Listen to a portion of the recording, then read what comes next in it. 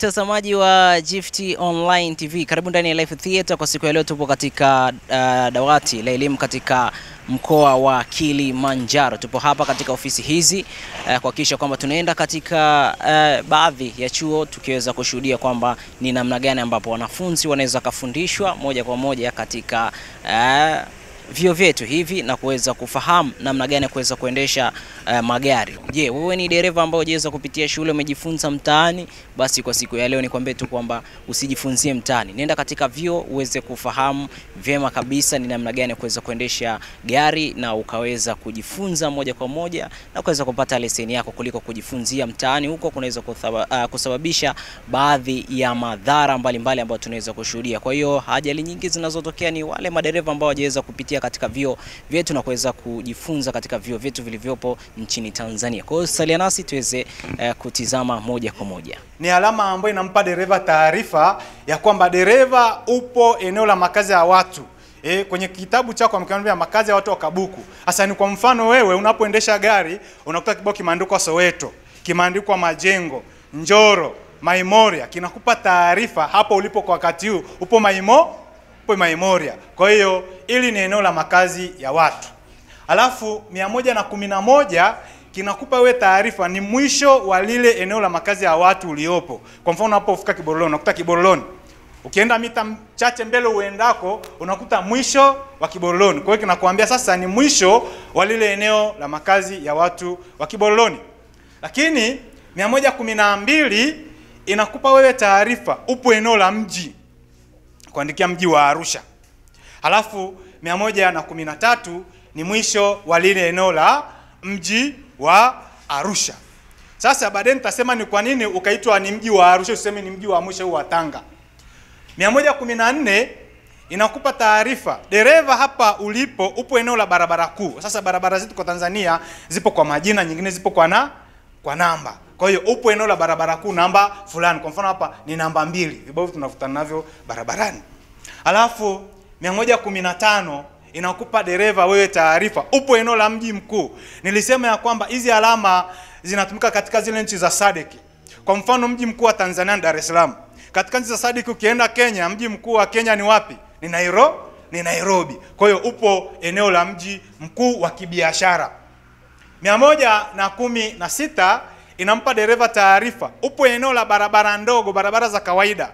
Katika nchi yetu Tanzania, katika zile nchi za SADC, kuna barabara zimepewa hadhi ya kuwa barabara kuu, lakini kuna barabara ambazo zimepewa hadhi ya kuwa barabara za kawaida, bado hazijapewa hadhi ya kuwa barabara kuu. Kwa hiyo ni barabara za kawaida.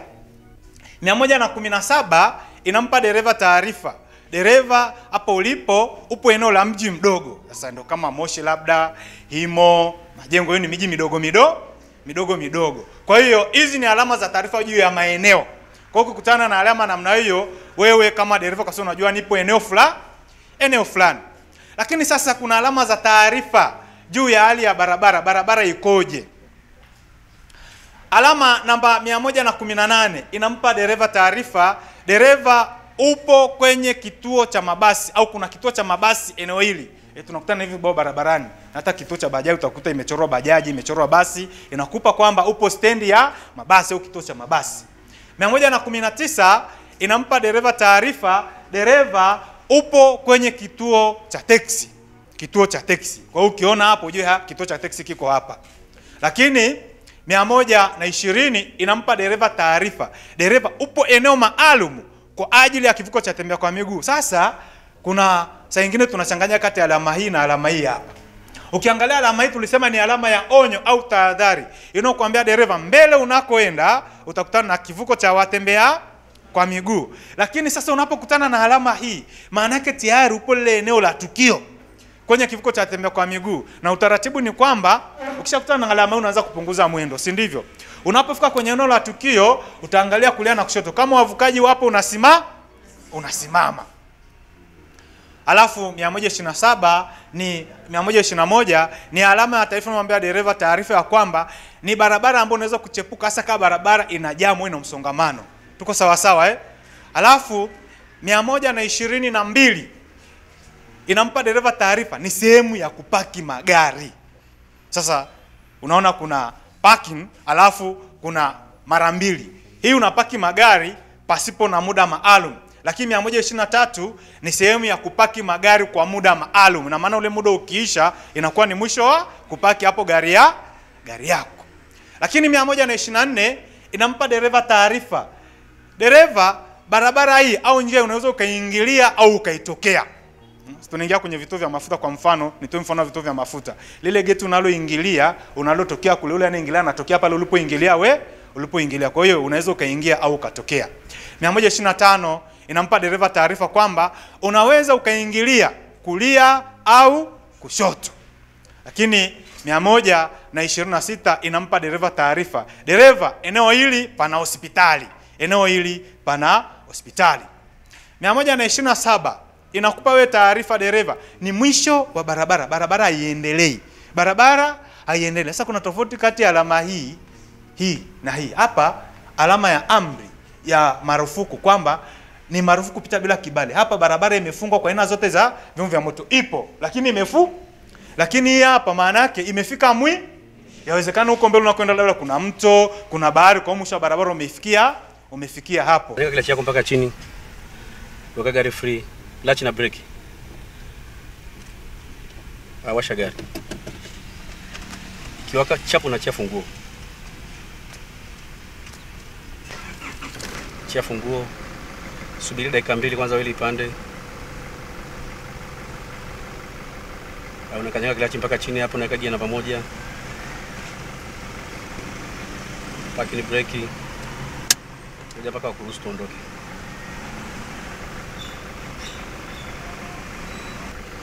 Mafuta kidogo sana. Taratibu hapo inashuka kwa sababu kuna breki taratibu.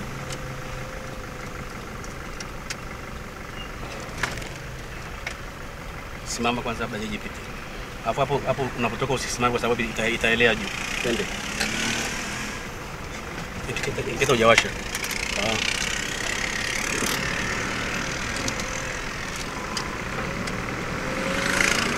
Angalia bumps hiyo. Gia namba 2.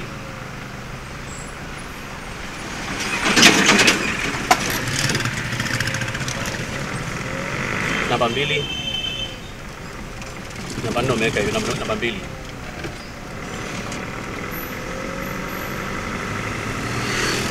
Speed 30 unaweka gia namba 3. Hiyo ni bumps, unaangalia gia namba 2.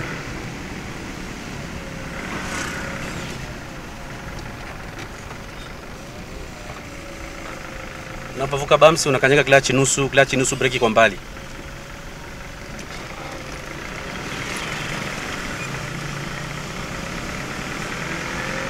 Ongeza mwendo speed 30, namba 3. Speed 40 unaweka gia namba 4.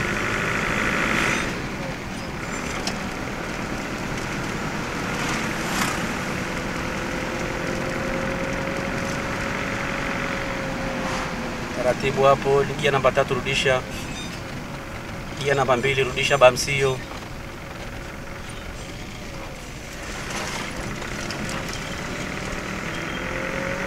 Hakikisha speed imefika 40 ndio gia namba 3.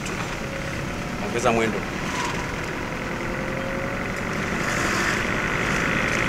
Gia namba 4.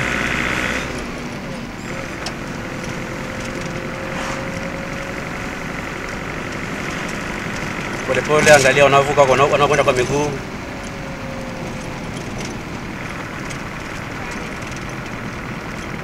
Washa indicator upande wa kulia, tunakwenda kugeuka pale mbele pale. Angalia shimo unaliweka katikati.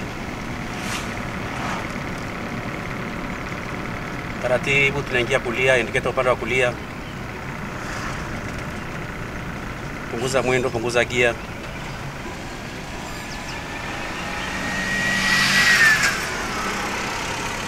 Bana upande wa kushoto upande wako. Washa indicator upande wa kulia, tunaenda kugeuka pale getini pale. Hapo getini hapo. Hapo. Taratibu unabana kwanza kwa upande huu hapa ndio unaingia. Taratibu kwa gia namba 2. Hapo. Angalia side mirror, magari yanakuja nyuma. Nyosha pale ili uweze kurudi nyuma.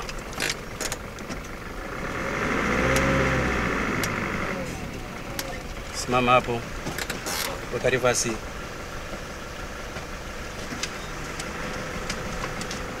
Angalia kushoto na kulia ndio ingia barabarani.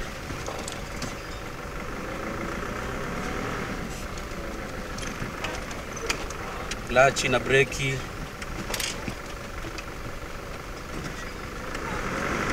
Zima indicator.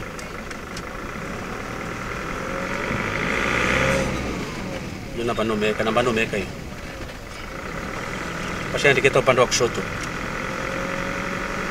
Angalia kibao mbele kimekuambia stop. Unasimamia kwenye mstari uliokatiza barabara, usivuke mstari.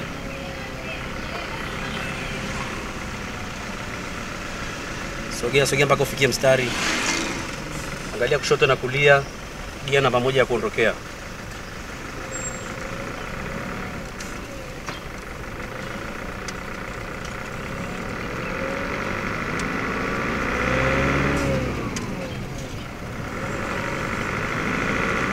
Speed isome 30, weke gia namba 3. Peki pa mbele anatoka barabarani.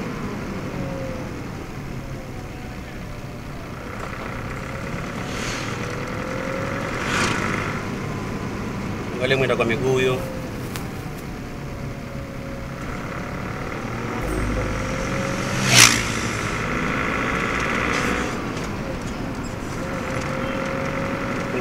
Punguza mwendo, gari inaingia barabarani hiyo.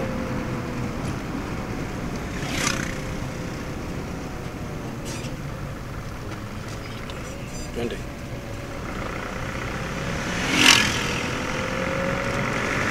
Punguza mwendo, bamsi hapo, rudisha gia namba 2. Clutch unakanyaga nusu unapopanda bamsi taratibu. Unaongeza mwendo, speed 30, unaweka gia namba 3.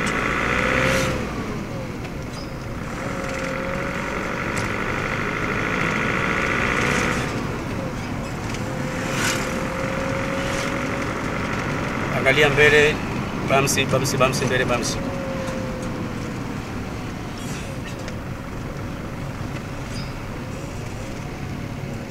Gia namba 2. Clutch nusu.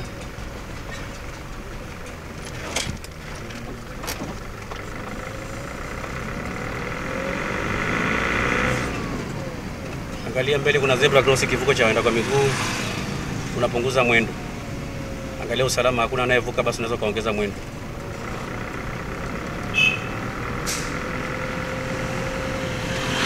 Indicator kushoto kulia. Clutch na breki, indicator kulia. Toa kipaumbele kwa gari inakuja mbele yako.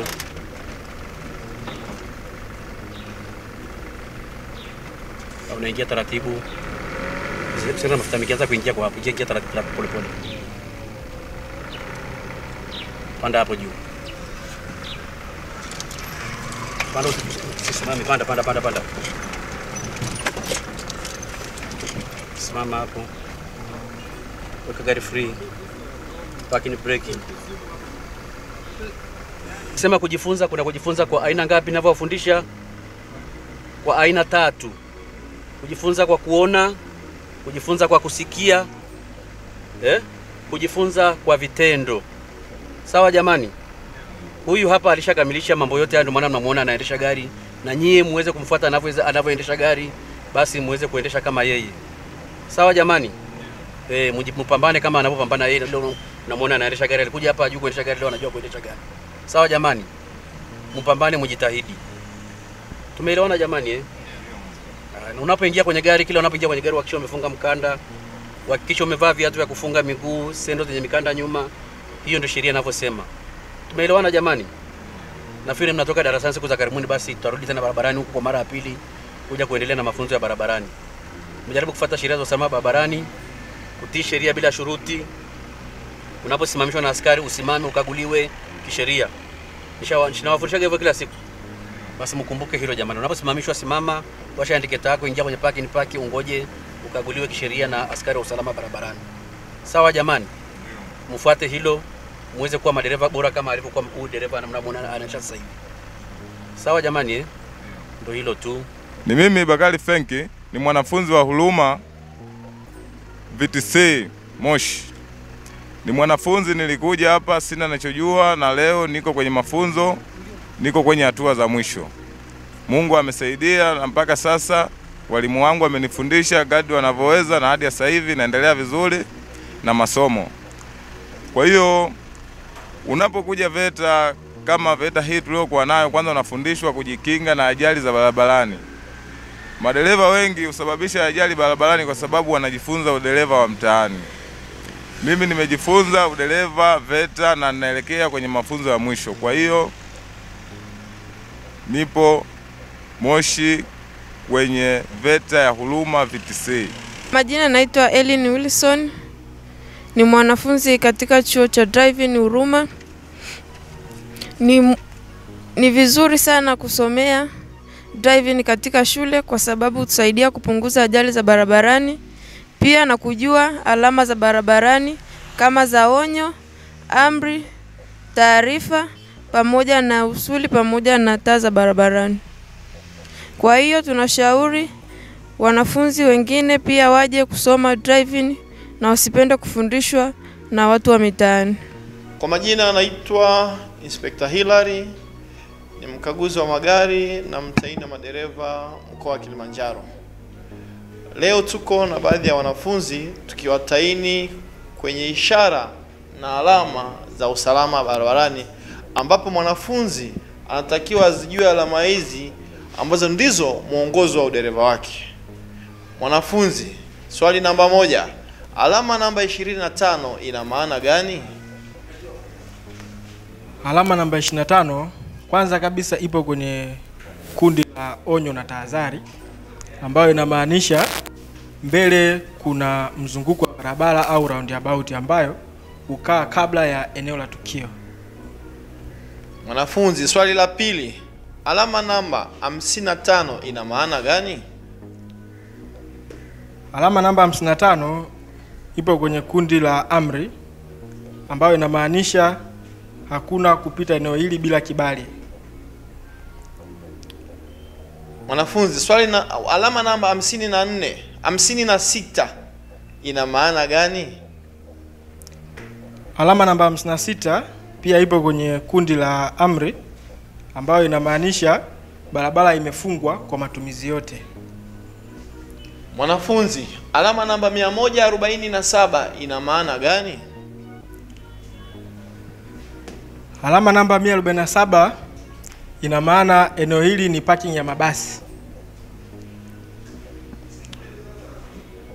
Mwanafunzi, nimekuuliza maswali yapatayo 4, ikiwemo namba 25, namba 55, 56 na 147. Katika namba hizo, maswali 4 ambayo nimekuuliza, walau umeonyesha uelewa katika maswali 3. Umejibu maswali 3 ipasavyo, na swali la 4 umekosa kabisa.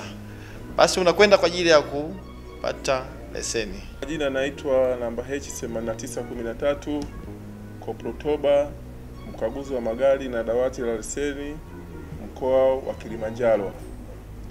Utaratibu wa kuomba leseni kwa madereva, kwanza kabisa wanapitia kwenye chuo cha driving. Baada ya kumaliza driving na kufanya mitihani na kufaulu, wanakuja kwa ajili ya kufanya prosesi za leseni. Wanapofika kwetu kwa ajili ya kufanya process za leseni, cha kwanza wanaanzia TRA kwa lengo la kukata TIN number. Wakishamaliza kupata TIN number, wanakata na RENA. Wakishamaliza kukata na RENA, wanakuja huku kwetu kwa ajili ya kufanyiwa testing pamoja na kusoma alama za usalama barabarani.